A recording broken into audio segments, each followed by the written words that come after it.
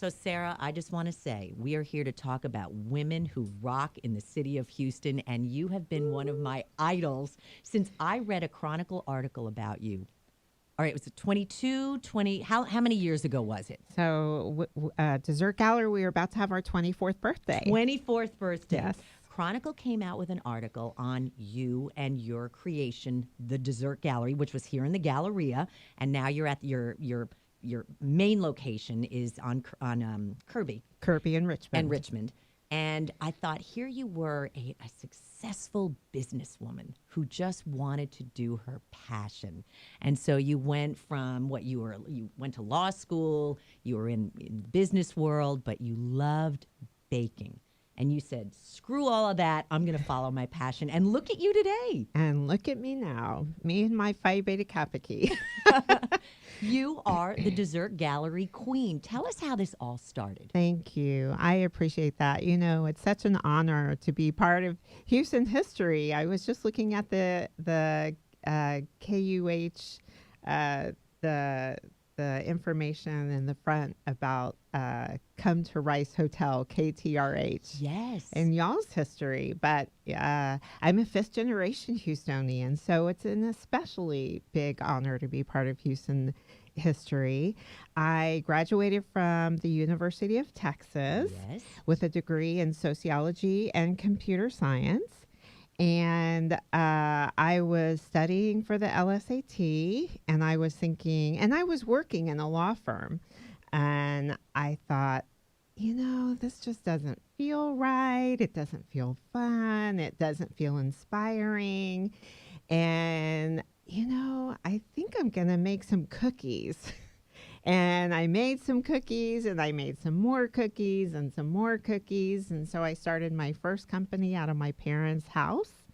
And Dessert Gallery is my third and my favorite startup. And we're celebrating our 24th birthday in September. And I've never looked back. All right, here's the deal. Most of us can't just say, you know, this job isn't fun, so I'm going to make cookies, and the cookies are amazing. Did you cook with mom? Did you cook with grandmom? Where's the background of cooking? You know, I was born with a rubber spatula in my hand and a wad of cookie dough in my mouth. I have loved to bake since I was a little girl. Yeah. I had an easy bake oven. I was a big cookie seller for the San Jacinto Council. The Girl Scouts, yes. 2 years in a row, I sold the most cookies. I had a wholesale account. Speaking of Houston history, I had a wholesale account with Capans on Main Street. And so I feel like it's in my blood. I was always that girl in carpool who brought, I brought brownies, and, I lived across the street from the park in the neighborhood. So I was always having people over for cookies and brownies and milkshakes and M&Ms. And what a gift. Your mom and dad must have been like, this girl is our angel. Keep doing it, hon. Yeah, they were so sweet, so proud. Even though I took over their household for about a year and a half before I finally moved into my first retail spot. And but they were so kind and so generous, and I could not have done it without them and their love and support. And as I've gotten older and evolved, I've been so blessed to have my biggest and best cheerleader is my now almost 30-year-old daughter. She turned 5 the week after we opened Dessert Gallery. I say we, it's me and Jen, who was, like I said, my 5-year-old at the time. And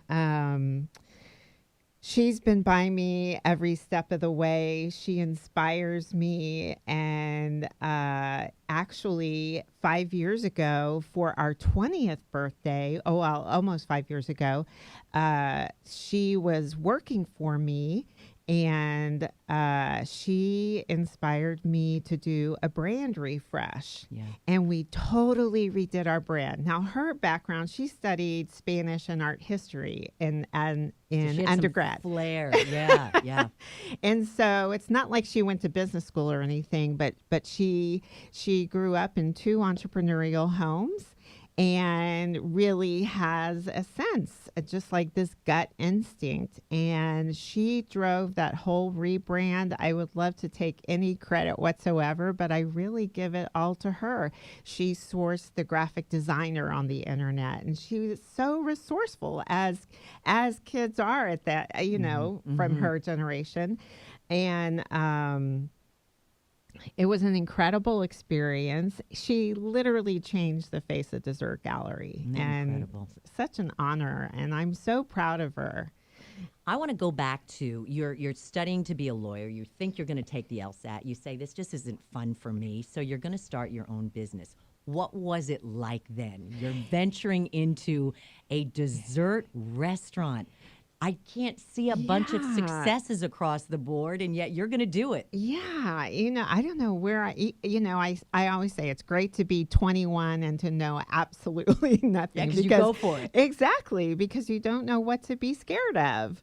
And that was the situation. I was 21 when I got out of college, and I didn't know I should be scared of this, that, and the other. I just went for it. I didn't know what a logo was. I didn't know anything.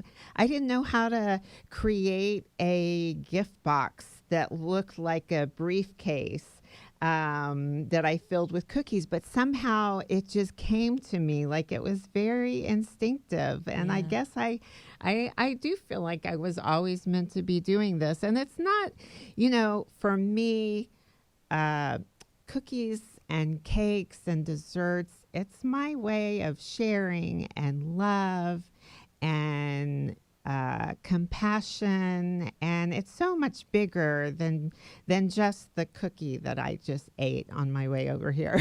Right. It really is a way of expressing warmth and welcome. And I hope now this is my 36th year of business, and I hope that I have left a sweet mark, no pun intended. It's true, really though. a sweet mark on Houston. When I have guests come to town, yours is the place we go, Dessert Gallery, because we order every single cake, a piece of every cake that you have. Put it on the table, and we all have forks and just dig in. I love that. And there's not one that's ever bad. Yeah. And I want to talk about your cakes. Thank the you. birthday cake, your classic diner cake. Yes. Mom's birthday cake. I love cake, but I'm a frosting person. The frosting is amazing. It's so yummy. It's so much fun. So my office is at the bakery. The bakery is separate from the retail store. Right. And so, of course, I go into the bakery 25 times a day to see, what are they doing? How did they whip the cream? How do the packages look? I'm looking at everything all day, every day. And first of all, every time I open the door, it's a thrill every single time, because it's incredible to see all these people, all these stations. We've got people making the batter and the dough, and then we've got people depositing the dough into pans and big ovens, and then we've got people, for me, they're artists, the way they decorate the cakes. And it's really magical every single time. And are you taste testing when you walk in there? I would be. Give me a cold Well, glass of let milk me- and let your me- chocolate frosting. Let me put it this way. I walked back there with the intentions. I brought you a box of cookies. Yes, They're you chocolate did. chip cookies that we Fabulous. just made this morning. But I noticed that they had baked another cookie, and that was really my favorite. And they accidentally made 2 extras. And I'm like, can I have one of those? But anyway, back to the frosting. So it's not like I only get to see the frosting like once every few weeks or something. I see the big bowls of frosting every single day, and they always look amazing to me. And when they're making the whipped ganache, that's my total favorite. they're so sweet. They always get me like a little cup and a little spoon. Especially Heaven. if I come back there and I look like I didn't sleep well or something. They're so sweet. They're like, "Let me get you some whipped ganache." Let's talk about the people that you've hired to make this dream a reality. These are special people. They are such special people. I have a gentleman who I've worked with for 34 of the 36 years. So we joke with each other, we're growing old together. And What, did he just believe in you? You said, hey, I'm going to start a dessert gallery. And his aunt was my first employee. And at some point we needed help. And she said, well, I have a nephew and I think he, needs a job. And I'm like, well, bring him over. And so over the years, I taught him how to bake. I taught him lots of things. And of course, now he does them way better than I ever did them. Wow. But he's incredible. I've got people that have been with me for 5, 10, 20 years. We've raise kids together. When my daughter Jennifer comes to town, now she lives in Seattle, but when she comes to town, these people are her family. She sees them like she goes to see, her aunts and uncles and cousins. And it's very, very special. It's very special. I used to do a lot of hiring from the YMCA Refugee Resettlement Program. And so that it's the best feeling to like walk through the kitchen and there's people who they don't speak the same language. They're not from the same culture, but somehow, cookies we all have that in common. Yeah, it really is universal. And so we make it work, and it's very special. I have a long time ago, about 20 years ago, there was a big influx of Bosnians at the YMCA. And so I have quite a few Bosnian employees who have been with me for many years. And they're just incredible people, and not just the Bosnians, but everybody who come from other countries and who have settled here and make a life here. And it is so inspiring. The whole story behind the cake makes the cake even more delicious. It really does. You. And to speak about delicious, you've got all these flavors and inspirations. Your cupcakes, your agave nectar sweetened carrot cake cupcake, which once I'm off sugar-free, it's coming. It's the first place I'm going to stop. I'm thinking, wait a minute, sugar-free cupcakes? Yeah. Also, the blueberry lemon cupcake? Yes. Where you give the suggestion. Take the bottom cake part of the cupcake off, put it on top of the frosting, and you have a perfect cupcake sandwich. Yes, ma'am. Sarah, yes, that's genius. Yeah, because, the problem with cupcakes, I never thought they would last this long. But, of course, here we are like 10 or 15 years later. And, the problem is you get all this great frosting in the top, and then you're left with the bottom. Who wants to have cakeless cupcakes or frostingless cupcakes? Exactly. When I've got the cake, I want an even amount of frosting on it, and that's what it's a really good strategy. I really thoroughly enjoyed that. Where are you getting the inspiration for flavors? Are you watching like the Food Network, or again, is this something that just is instinctual? Yeah, I think it's so many places. I listen to my customers. I'm looking online. I look at a little TV. I, wake up and I'm hungry. It could be anywhere.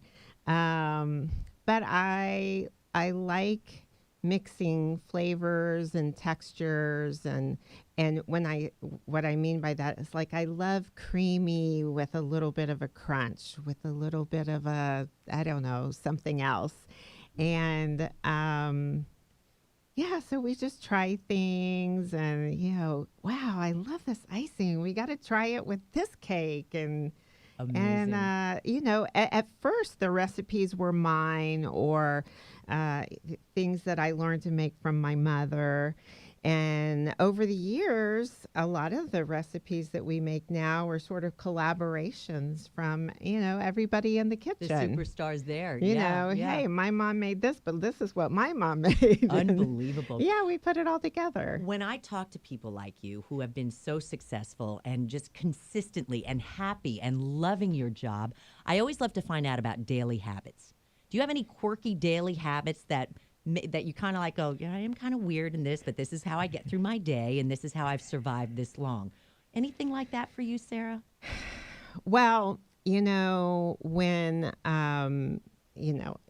it's easy to say, when things are really good and you wake up and you work out and this, that, and the other, but it's not always perfect. I Right. mean, there have been struggles. And I always say that the best thing I ever did was take Lamaze because they teach you to breathe. To breathe, good. And so many times when things are stressful and difficult, even now, I just close my eyes and say, okay, just breathe. Just take a deep breath. Put one foot in front of the other. It's all going to be okay. And luckily, as we get older, I think it's easier to look back and to realize that more often than not, things do work out just the way they're supposed to. Mhm. It's hard when you're in the middle of a really difficult, stressful situation to be able to recognize that. But again, as we get older and we can look back and know in our heart that even though we're going through this thing right now, it's going to be okay. And I like that. I like being in a place where I can know with confidence that whatever got thrown at me that day, that it's going to be okay. Because you've experienced it and Yes. you've watched it unfold. Yes, All right. absolutely. Let's talk about something now that you're a regular person in Houston, not a superstar person. What's your favorite restaurant? Oh, my. Sara just walks into a favorite restaurant. Where would it be? You knowing Oh. tastes and flavors and textures. Well, I love Khyber because I love Indian food. I love anything Indian. I went to Really? India Uh-huh. in 2009, and it was incredible. It left such an indelible mark on my soul. In fact, it's the only place I've ever been that I really want to go again. Like, I can't wait to go again. Really? Yeah. So where's yeah. Khyber? Khyber is actually, it's catty corner from me. It's on Kirby and Richmond, but on the opposite corner. Well, I'll take my husband over there. He's always Exactly. looking for a great Indian restaurant. it's Khyber. and oh my goodness, their sag paneer, it's the best. Okay. It's the best. Something new to check out. And where else do I like to go? Do you like exotic foods, meat and potatoes? Are you on a I- special diet? No special diets. No, I love trying new places. Uh-huh. Like I love Nobies and Real and You know, Real, the owner of Real. Uh-huh. Do you know him? no. We recruited him from Canada. My kids all play ice hockey. Oh. And Ryan Lashane, he was a hockey coach. Oh. And he was my son, who is now 30. When he was 13, he was his very first coach. We recruited him to Oh. Houston, hired him for our hockey program that my husband put together. And lo and behold, look at him now. Wow. One of Houston's famous chefs. Wow. Isn't that crazy? Yeah. Putting yeah. together some ideas. And he's a tough guy and he's funny and he's passionate. And, so you can come from any background Yeah. and put those skills to work and become an amazing chef. I mean, look at Robert Del Grand. I mean, yeah. Exactly. So pretty Yeah. cool. What about your favorite dessert place? Can you reveal? I have to say that it really is Dessert Gallery. Like when I want a good dessert, I go to Dessert That's Gallery. pretty amazing. Yeah. But, there's a few places where, like Nobies, I was talking about Nobies, they have this amazing chocolate pie with brulee meringue. It's not even on their regular menu. I'm like, what are y'all thinking about? Y'all have to put this on your regular menu, but Chocolate pie. it's a chocolate pie with a chocolate crust and piled with brulee meringue. Yum. so yummy. You would be the one. You would be the one who would know what would be the perfect dessert. I love it. What about TV watching, movies, books? How do you spend downtime? Are you a binge watching on Netflix? Are you reading? What do you do? No. I well, I love Suits. And I was really sad when Meghan left to go marry Prince Harry. A prince. On the other hand, I was so excited. Like, how perfect is that? It's pretty amazing. Yeah, and I'm so glad that Donna and what's his name are getting together now that it's the last season. You and my husband could watch it together. He's obsessed with Suits. Love Suits.